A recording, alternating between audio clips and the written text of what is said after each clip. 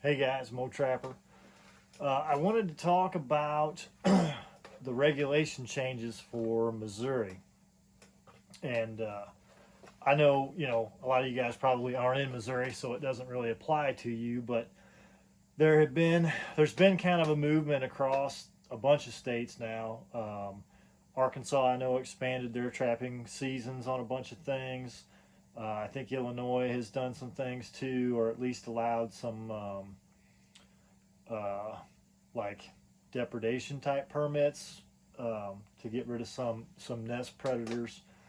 So it looks like things are kind of moving that direction. The fur market is gone for all intents and purposes. At least for somebody who's not out there catching hundreds and hundreds of critters. If you catch large quantities of animals, I think there's still folks that will work with you and try to come and either come to you or you can go to them and they'll purchase large lots. But the days of a country buyer who will take a dozen raccoons or something that a guy catches if he doesn't trap very much, those are kind of over. And shipping is crazy now, of course. So shipping fur to an auction like FTA is almost not worth it, you know. So anyway, it's just tough. It's tough to do something with your fur, but I guess that's just the world we live in now. So I mean, for me, you know, I think I've talked about this before. I've talked to several conservation agents here in Missouri about the want and waste law and raccoons specifically. So raccoons and possums and skunks are what would be your nest predators here in Missouri, and they are not considered want and waste. So if you just want to toss them in a ditch or throw them in a brush pile, that's 100% fine. There's no want and waste. And I think the reason is the law is written very specifically and it's worded very specifically, and it talks about common table fare. So in the state of Missouri, it's against the law to just throw out something that would be considered common table fare.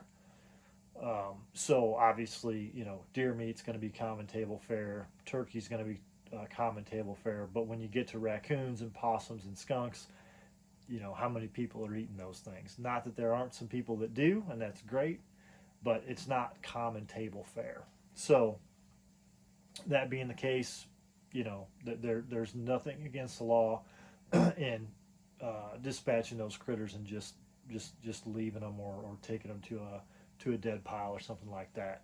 So that's where I am at this point. I think it's unfortunate. I really would prefer that I can take those pelts and I don't need to make money at this deal, but I would like I mean if I can break even or whatever, if I can justify putting the time in to skinning and scraping and boarding uh, raccoon pelt, for example, I'll 100% do it.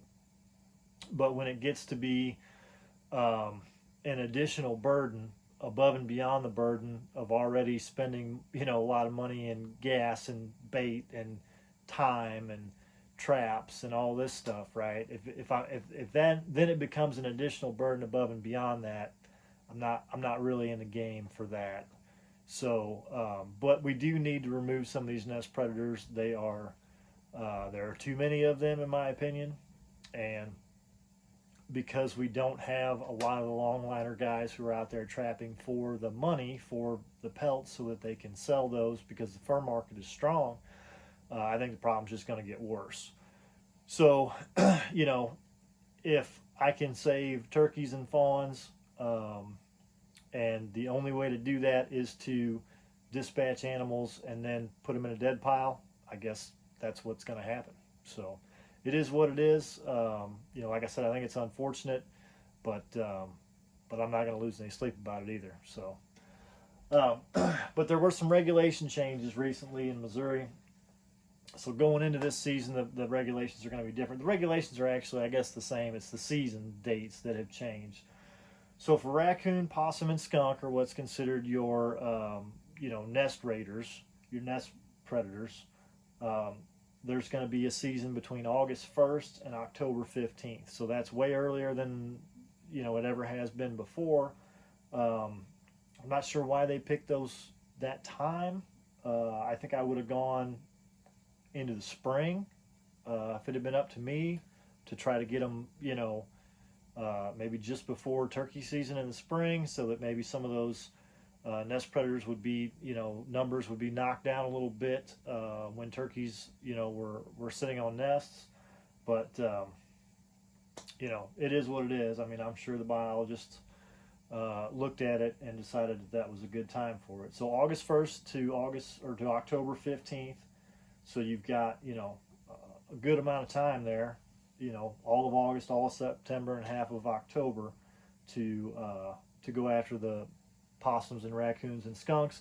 Now I'm guessing that they're, I mean, it doesn't say anything about this, but I'm guessing that their intent is to be dog-proof traps. I mean, that's pretty much the only way you're going to guarantee you're only going to catch those. I mean, you can catch foxes and dog-proofs too, but I think that's relatively rare. And I think you could, uh, let them go fairly easily too. So it shouldn't be an issue. But and then the season opens back up November 15th, like it always did. But then on um, raccoon, possum, and skunk, bobcat, coyote, otter, muskrat, and mink, it now goes through the end of February, so February 28th. Uh, in the past, it has ended January 31st, so we're getting another month added on to the end, which I think is great. Um, I think bobcats are definitely primed through the end of February here in Missouri. I'm not sure about coyotes, and I mean, coyotes are going to start to rub out, probably sometime in that late January, early February time frame. But again, the coyote market went into the tank as well with everything else. So, um, a Missouri coyote, even in the best years, wasn't worth very much. So, if you catch one that's a little rubbed up, you know, and the rubbed up ones were going in the ditches anyway, long before the market went in the tank. So those coyotes were always going to go in a ditch, and you can shoot coyotes year round. You can call coyotes and shoot them year round in Missouri. So, I mean, the number of coyotes that are going to be dispatched by trappers and then not go into the fur market, I don't know if that's going to change very much. Maybe a little bit, but at any rate, that's the new rules. Fox, so gray fox and red fox stayed the same, so they're November 15th to January 31st, which I think is probably good. I wouldn't want to really expand the fox season at all. We just don't have a lot of fox in Missouri, especially not in my area, and I don't think that that's something that we should really target very much, because I'd like to see those numbers grow, um, and I think. I think extending the season on them would be a little hard on them. So, and then beaver and nutria, which I mean, we have some nutria in Missouri, but I've never seen one. But we do have some. I think down in the Boot Heel, um, the very southernmost parts of the state, we do have some. But it's November 15th through March 31st, which that pretty much stayed the same too. So beaver goes on into to the end of March. Now, beavers that are caught here in Missouri in March, in my experience, have a lot of holes in them because they are really fighting at that time. And I think I sewed like it was like 13 or 14 holes in a beaver that I caught in March several years ago now. And why I even took the time to do it, I couldn't tell you, because it was it was I should have known. As soon as I skinned it, that one was not one to keep. It looked like someone had shot it with buckshot. Uh, just just totally chewed up by some other beaver, in fighting for territory, I suppose. But anyway, so those are the changes. I am going to try to get out and put some dog-proof traps out. I've got a bunch of dog-proofs. I'm going to try to put some out in that October 1st through November 15th time frame. Try to knock down some nest predators on a specific piece of property that I trap.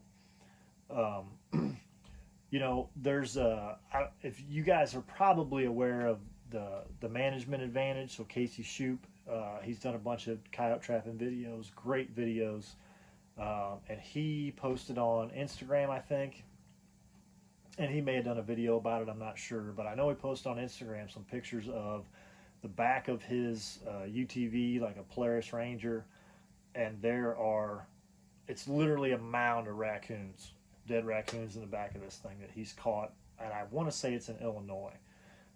But he got a depredation permit because they didn't have an open season, and he said he got so many raccoons on trail cameras while he was trying to scout for deer that he was just like, man, we got to do something about this. This is a crazy amount of raccoons that I'm seeing.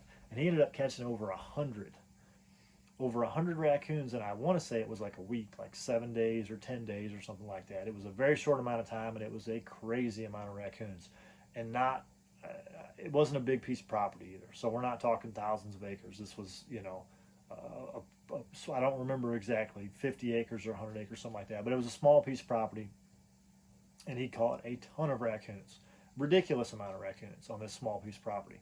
So they were obviously overpopulated in that area, and they were creating problems for him. So he got a depredation permit from the Department of Conservation and was able to go in there and do that. So I don't think I'm going to catch 100 by any stretch of the imagination in that amount of time, but I'm going to say there's probably 40 or 50 that could use a little depredation, attention on a piece of property that I trap. So I am going to try to get out there and get after them a little bit early this year. Hopefully that will also, possibly, who knows, but hopefully maybe reduce the number of non-targets that I get in my coyote and bobcat sets on that place. So we'll see how that goes. I'll let you guys know how that's going. And that's about it for this one. So that's an update on the new regulations for Missouri, and I hope you guys take advantage of it, and maybe we can knock down these nest predators a little bit. And even with a bad fur market, they still have to be managed. So anyway, that's it. Thanks, guys.